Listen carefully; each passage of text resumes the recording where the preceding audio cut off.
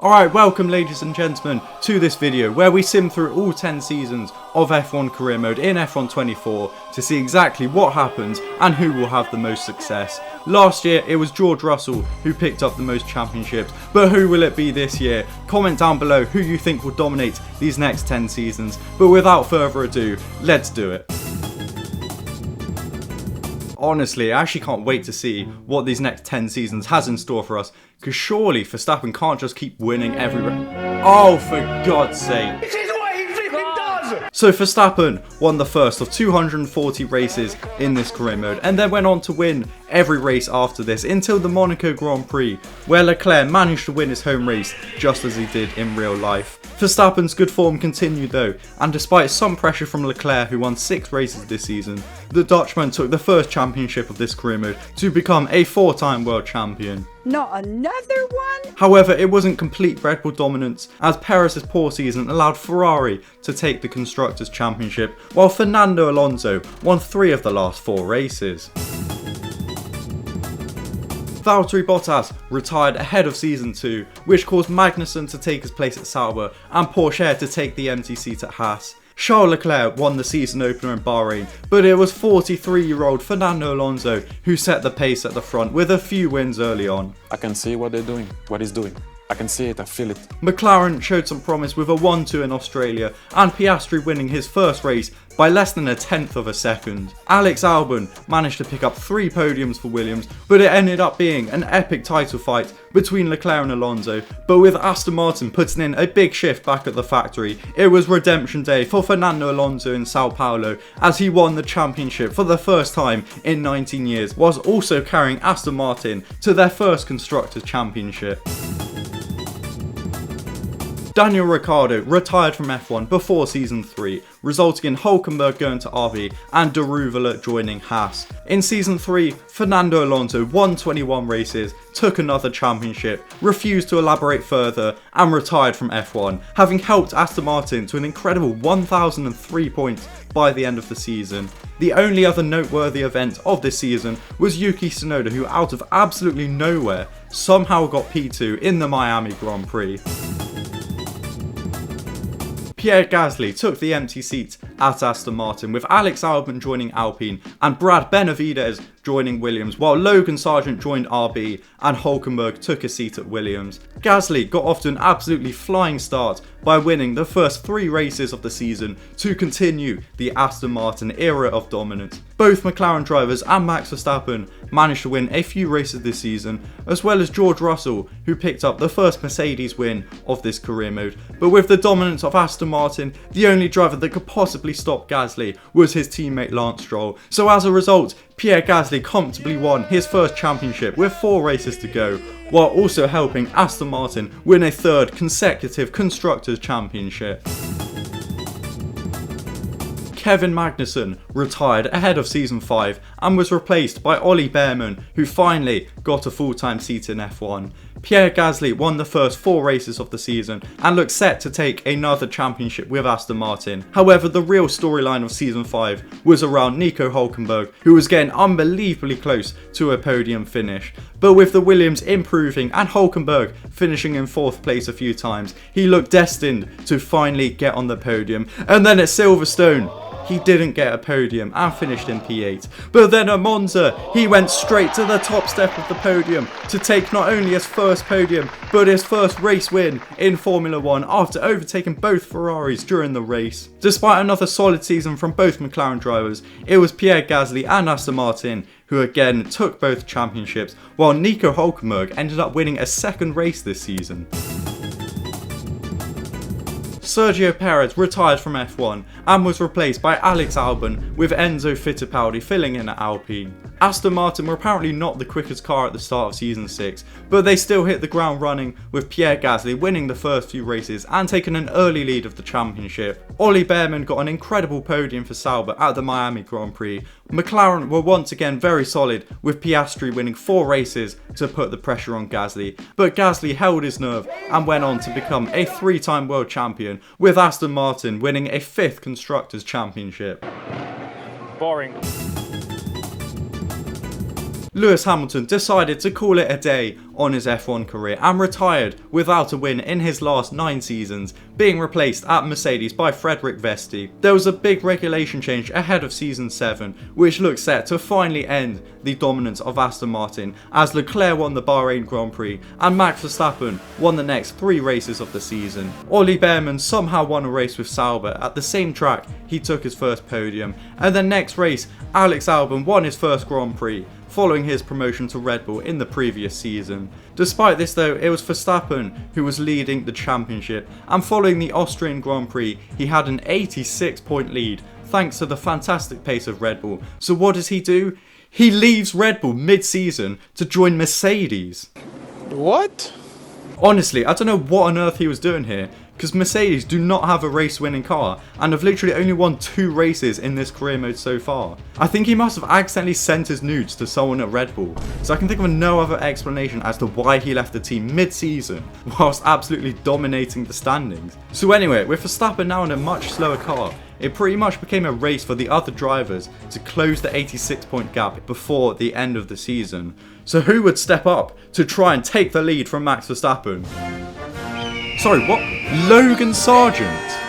Despite the Williams masterclass in Belgium, it was actually Leclerc and Lando Norris who started to close the gap to Verstappen, who was struggling to even get on the podium with Mercedes. Crucially though, Verstappen was able to win a race at Mexico, which meant that going into the final race of the season, he was just about still leading in the standings. So heading into Abu Dhabi, there were 3 other drivers in contention for the championship. Lando Norris, who was 6 points behind Verstappen, Charles Leclerc, who was 19 points off, and Piastri, who was 23 points away from the lead. So it was looking pretty good for Lando Norris, as the McLaren had very good pace. However, he had a grid penalty before the race, and as a result, it was Max Verstappen who just about scraped the championship, despite winning just 1 race since his departure from Red Bull. In the end though, it was McLaren who won the Constructors' Championship thanks to the consistency of Norris and Piastri. But oh my god, what an absolutely crazy season that was.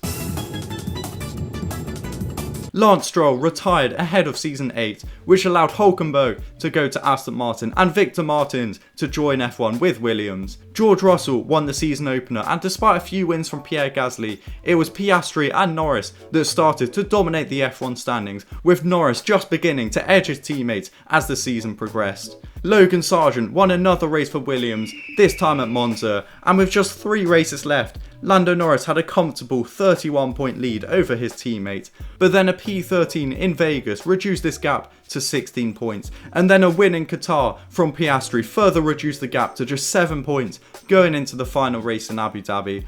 Once again, Lando Norris was favourite to win the championship in the final race, and once again he loses out as Oscar Piastri steals the championship from his teammate right at the end of the season. McLaren, unsurprisingly, won another Constructors' Championship, and funnily enough, I'm almost certain that the end of the Abu Dhabi Grand Prix was actually the first time in this career mode Piastri has led the championship. Following the events of last season, Lando Norris rage quit McLaren and joined Ferrari following Sainz's retirement. Zhou Guanyu filled the vacancy at McLaren, while Ocon went to Sauber, 2-time race winner Logan Sargent went to Alpine, and Cordial went to Williams. Oscar Piastri begun his title fence with a hat-trick of race wins, but with Norris starting to find form with the Scuderia, it looks set to be yet another Norris-Piastri title fight. Meanwhile, Alex Albon won the British Grand Prix with probably the smallest race-winning margin I've ever seen, and Ollie Behrman managed to pick up a second race win for Sauber. Victor Martins took his first ever race win under the lights in Las Vegas, and the title fight went all the way to Abu Dhabi for the 3rd season in a row. But unfortunately for Lando Norris, it was once again Oscar Piastri that took the championship. That's an ouch moment, isn't it? However, Ferrari did manage to win the Constructors' Championship for the first time since season 1 due to Zhou Guanyu's poor form in his first season with McLaren. George Russell retired ahead of the final season, causing Ocon to go to Mercedes, Porsche to Sauber, Benavides to Haas, and Iwasa to RB. There was a small regulation change going into the season, and clearly Sauber managed to ace the new changes, with Théo Pourchaire winning in his first race for the team, having just left Haas, where he raced for 8 whole seasons and scored just 1 point in total. Verstappen won the second race in Saudi Arabia, and despite a couple more wins for Pourchaire, it was once again a title fight between Oscar Piastri and Lando Norris. Going into the season, Norris had 26 wins with absolutely nothing to show for it, having lost out very narrowly in the last 3 seasons, but going into the final few races he had a healthy lead of the championship over his former teammate, and after a P2 finish in Qatar, he finally became a world champion and the first Ferrari driver to do so in 26 years. The career mode ended the same way it started, with Max Verstappen winning the last of 240 races across all seasons, although this time it was of course for Mercedes rather than Red Bull. So it was Pierre Gasly who won more races and championships than any other driver, but overall Lando Norris topped the total driver standings across all 10 seasons with over 3,000 points despite winning just 1 championship. Piastri and Verstappen both won 2 championships each and were very consistent across all seasons, whilst Leclerc failed to become champion despite winning 22 races and scoring the 4th highest points of anyone on the grid. So I do actually feel quite sorry for him, and look at the loyalty as well. This man stayed with Ferrari for all 10 seasons, even during the seasons where they were struggling to get a podium. Gasly was only 5th highest in terms of points scored, but had 3 amazing seasons which got him 3 championships and an impressive 42 race wins. Alonso sits in 9th as he retired at the end of season 3, meaning he won an incredible 45.8% of races started, which is far higher than any other driver. So overall, Gasly won the most championships and races, Norris picked up the most points, and Alonso had the highest win percentage. So some fairly surprising results, I say. As far as constructors are concerned, Aston Martin were top in race wins and championships, having won 5 in a row. McLaren were consistent throughout and managed to pick up 2 championships late on towards the end. Ferrari though managed 1 more championship despite less points and less wins than McLaren, so a bit of a masterclass from Fred Vasseur there. Mercedes and Red Bull were just there, to be honest. Like, they won a race every now and then, but that was pretty much just it. Williams ended up being the surprise package with 7 race wins and a very solid P6 finish, ahead of Sauber, who had a fantastic final season where they finished P4 in the standings. RB were quite shocking, to be honest, other than that one time they got on the podium. Haas were also very stinky, picking up just 10 points in total, but Alpine managed to somehow do worse than that, getting a grand total of 2 points from 240 races. Like, that's actually awful. How are you as a Formula 1 team averaging 1 point every 5 years? Like, surely at that point you just delete the team, because clearly it's just not working. Well, yeah, there we go. That is all 10 seasons of an F1 24 career mode. I did actually notice that there were a lot less driver transfers than there have been in past F1 games. And while that may have made this video slightly less entertaining, it is good to see that the driver moves are finally a little bit more realistic, as they did used to be absolutely crazy. But yeah, honestly, my brain is absolutely fried from simming through 240 races within the space of about 24 hours. But it was all worth it, because we have just seen Alonso winning another championship, Hulkenberg finally getting a podium, and the absolute greatest driver of all time finally getting a win.